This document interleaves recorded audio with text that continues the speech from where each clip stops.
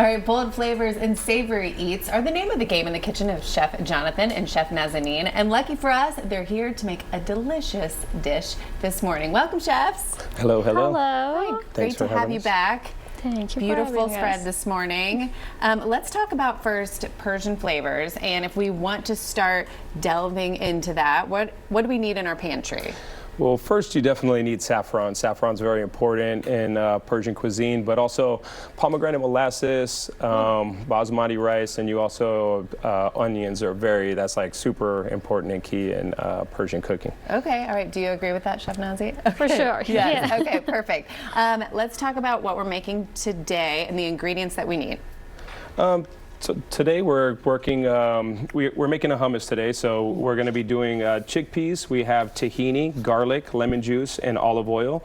It's very simple to make, so it's very few ingredients, but it has a lot of great qualities with it and how high in protein and good it is for you as well. Okay, let's talk about the base of this dish, the chickpea.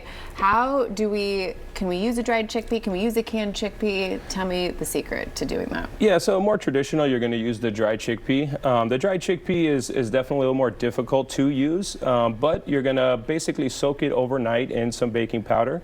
You soak it for about 24 hours to help loosens everything up a little bit.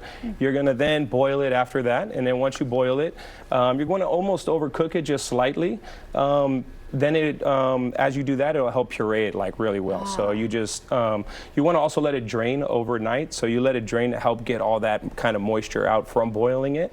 And then as you do that, then it'll kind of make your hummus nice and thick. You don't want it to be too loose or watery and stuff like that. So the dry chickpea is definitely a little bit more of a longer process, but at home it's not a problem to use like a canned chickpea or something. So it's definitely not a bad thing to use either, but more traditional. Blessing to use the canned chickpea. Okay, Chef Nazi, where do we start then in making this hummus? Okay, it's an easy process. You just have to put your chickpeas. You have cooked chickpeas in the food processor. Along with I have lemon juice, garlic, and olive oil. Okay.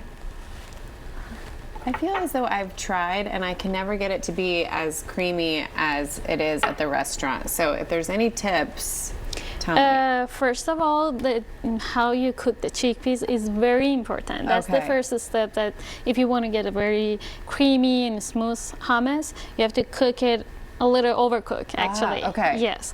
And so that's the first step. And then I think the olive oil helps a lot to get that creamy texture. Okay. And then we have the main component of the hummus, tahini. Tahini. Okay. Yeah, which is the sesame paste. Oh, that looks so good. Yes, so we blend all these together, and you can run it as much as you want until you get to that texture. Okay. The smoothness that you want. Yeah. So just blend a little bit longer, overcook your chickpeas a tad, and use the proper ingredients otherwise. The hummus is so versatile. Talk about how else you can use it, because I think normally we think of it as a dip. I'm going to try it right now. But what else can it be used for? I mean, you can use it for, pretty much anything. Substitute for, just a spread on a sandwich. We use it on our falafel sandwich at home at Delbar, but you can do that at home too as well. So it's just really can be used for dipping with vegetables, dipping with bread. You can dip, meat inside of it. Anything that you want to kind of use it for as kind of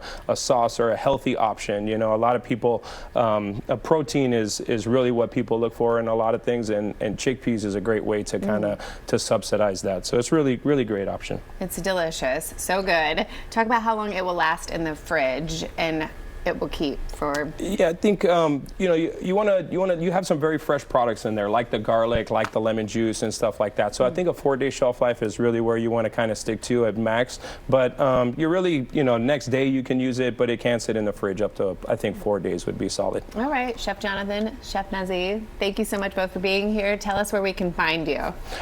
So we have a couple different locations right now. We're in Inman Park and in Alpharetta. We also have a location in Ponce City Market too as well. But something exciting coming up for us, we have the Persian New Year's coming on the 20th of March. Okay. So that's really cool. So you can come see us. We have a bunch of new menu items. We're also going into Buckhead here shortly too as well. So yeah. That. All right, thanks for being here this morning. We so appreciate when you come and you feed us. It's always so delicious. Thank you for being here. And we're back in the kitchen right after this.